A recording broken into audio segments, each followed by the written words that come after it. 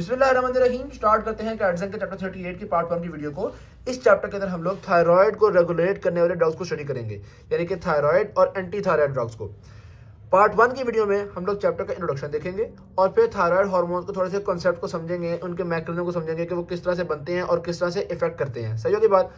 ये वाली बातें जो हैं ये आपको हेल्प करेंगी बाकी ड्रग्स के मैकेनिज्म्स को समझने में।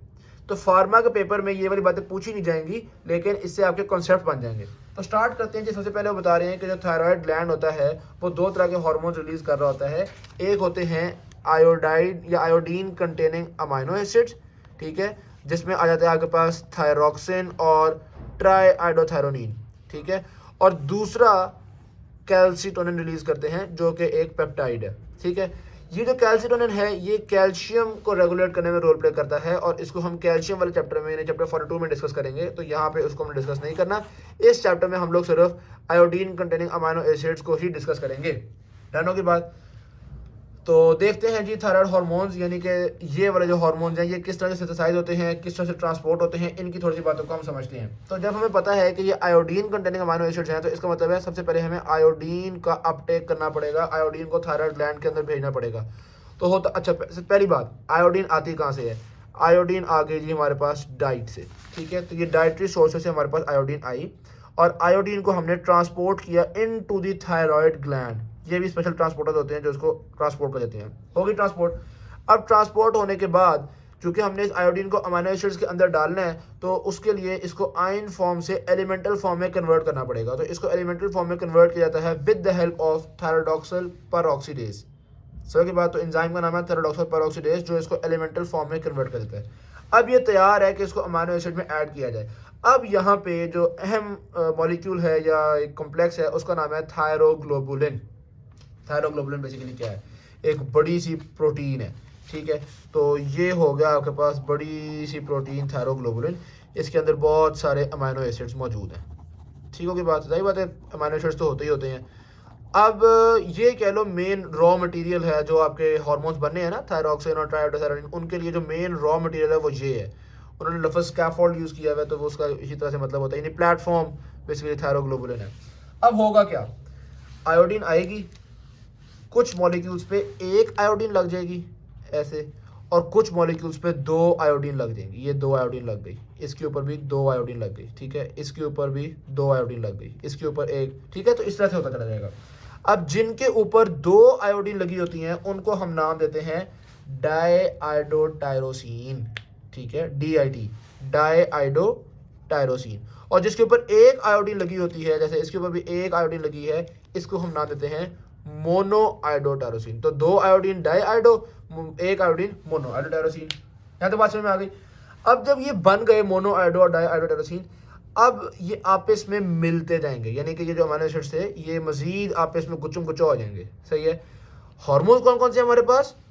थायरोक्सिन, जिसको हम T4 भी कहते हैं, इसका मतलब है इसके अंदर 4 आयोडीन है। और दूसरी तरफ ट्राईआइडोथायरोनिन, यही नाम है ना, ये देखो यहाँ पे देख लो यार, ट्राईआइडोथायरोनिन। सही है। तो इससे आपको ट्राई से आपको खुद ही पता चलेगा कि इसके अंदर 3 आयोडीन होने चाहिए। इसको हम T3 भी कहते हैं। तो ट्राईआइडोथायरोनिन को T3 भी कहते हैं, इसको T4 भी कहते हैं। तो ये हार्मोन हमने बनाने हैं। अब होगा क्या? ये जो हैं आप ऐसे मिलेंगे। अगर एक डाईआइडोटायरोसिन दूसरे डाईआइडोटायरोसिन के साथ मिल गया तो ये बन जाएगा, ये 4 आयोडीन हो गए ना, ये बन जाएगा T4 थायरोक्सिन, ठीक है।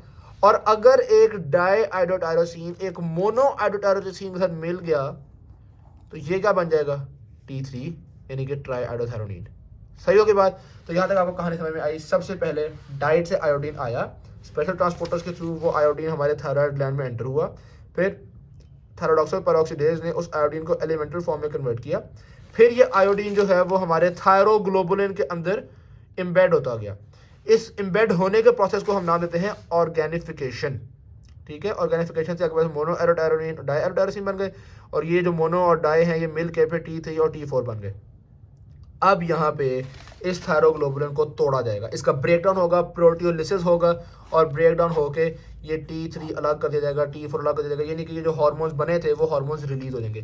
पहले तो ये एक ही बड़ा सा गुच्छा सा बना हुआ था ना, ठीक है। तो फिर इस गुच्छे में से जब हार्मोन तो बन गए तो फिर इसका प्रोटीलिसिस होगा और उन हार्मोन्स को अलग अलग कर दिया जाएगा, समझिए की बात। और फिर अलग अलग हार्मोन जो है वो यहाँ से रिलीज कर दिए जाएंगे आपके ब्लड के अंदर।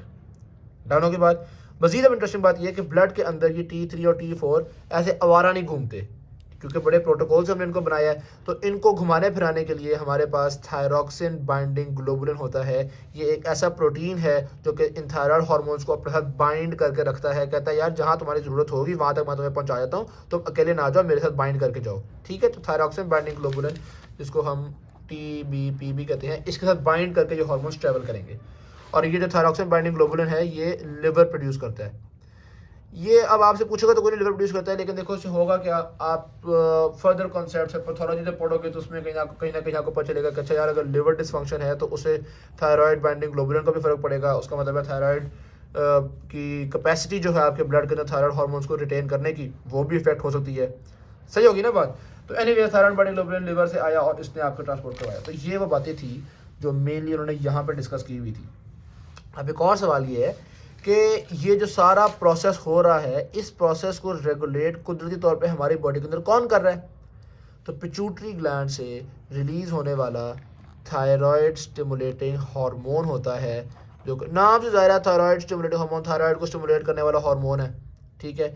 ये आगे एक्ट करता है, इसको हम थायरोट्रोपिन भी कहते हैं, सही।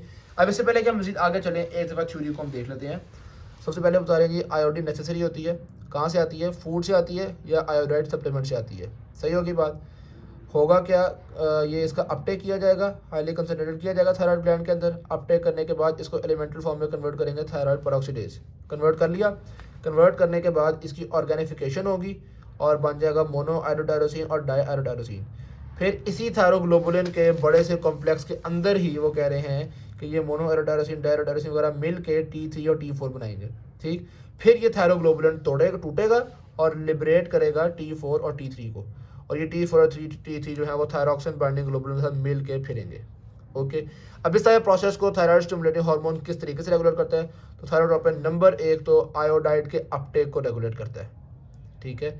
नंबर 2 थायराइड हार्मोन्स के रिलीज को भी प्रमोट करता है, यानी कि ये वाला प्रोसेस इसको प्रमोट करता है थायराइड स्टिमुलेटिंग हार्मोन, और ये जो रिलीज हुआ है इसको प्रमोट करता है थायराइड स्टिमुलेटिंग हार्मोन। यहाँ तो बात समझ में आ गई। थायराइड स्टिमुलेटिंग हार्मोन अगर बहुत ज़्यादा काम करे तो ये थायराइड के सेल्स बहुत जज्बाती हो जाते हैं और अल्टीमेटली थायराइड ग्लैंड बड़ा होना शुरू हो जाता है साइज में, हाइपरट्रॉफी होना शुरू हो जाती है, और this leads to enlarged gland which is also called as goiter, जिसको हम उर्दू में गिल्लड़ भी कहते हैं, जो लोगों की गर्दन पे एक बड़ा सा मैस बना हुआ होता है, वो थायराइड स्टिमुलेटिंग हार्मोन ज़्यादा होने की वजह से होता है। डन होगी बात। अच्छा देखो, आपकी बॉडी बड़ी समझदार है, बिला वजह ज़्यादा थायराइड स्टिमुलेटिंग हार्मोन रिलीज तो नहीं करेगी। तो होता कई दफ़ा क्या है कि आपके बॉडी के या किसी इंसान की बॉडी के जो लिम्फोसाइट्स होते हैं, जो बी लिम्फोसाइट होते हैं, वो बड़ी शरारती किस्म की एंटीबॉडीज़ बनाते हैं। वो एंटीबॉडी करती ये हैं कि देखो, मिसाल के तौर पे यहाँ पे आपके पास रिसेप्टर्स हैं। किस चीज़ के रिसेप्टर्स हैं? जिन पे थायराइड स्टिमुलेटिंग हार्मोन ने आके काम करना था और आयोडीन के अपटेक को प्रमोट करना था और अल्टीमेटली हार्मोन्स की रिलीज को प्रमोट करना था। तो ये आपके पास थायराइड स्टिमुलेटिंग हार्मोन्स के रिसेप्टर्स हैं, ठीक है।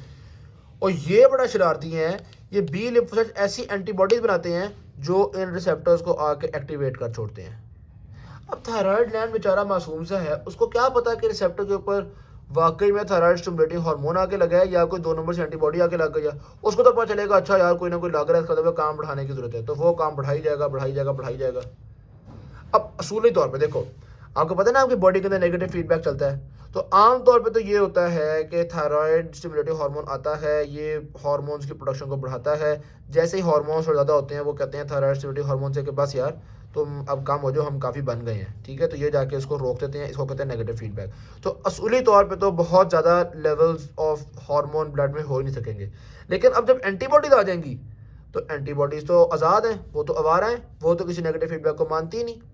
अब ब्लड में हार्मोन ज़्यादा होता चला जाएगा, वो हार्मोन जाके पिट्यूटरी ग्लैंड से कहेगा यार थायराइड स्टिमुलेटिंग हार्मोन ना रिलीज करो।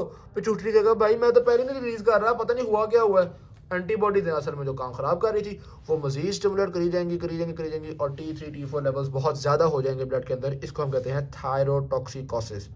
और ये खास तौर पे जो एंटीबॉडीज वाली बीमारी है इसको हम कहते हैं ग्रेव्स डिजीज। तो Graves disease is basically a hyperthyroidism caused by auto immunity, या कह लो caused by your own antibodies.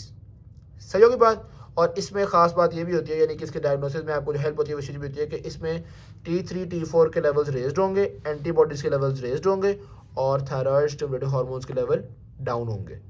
तो हम कहते हैं इसका मतलब है ज़रूर कोई ना कोई एंटीबॉडी शरारत कर रही है। अगर पिट्यूटरी ग्लैंड शरारत कर रहा होता है तो थायराइड स्टिमुलेटिंग हार्मोन ज़्यादा होता, ठीक है।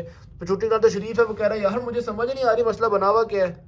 तो ये थोड़ा सा मसले में आगे की ग्रेव डिजीज़ के अंदर ये मसला चल रहा होता है, थायराइड ग्लैंड बहुत ज़्यादा हो जाएंगे और थायराइड ग्लैंड के जो एक्शंस हैं वो बहुत ज़्यादा हो जाएंगे। Thank you very much. Video अच्छी लगी शेयर कीजिएगा, चैनल को सब्सक्राइब कीजिएगा। अल्लाह हाफिज़।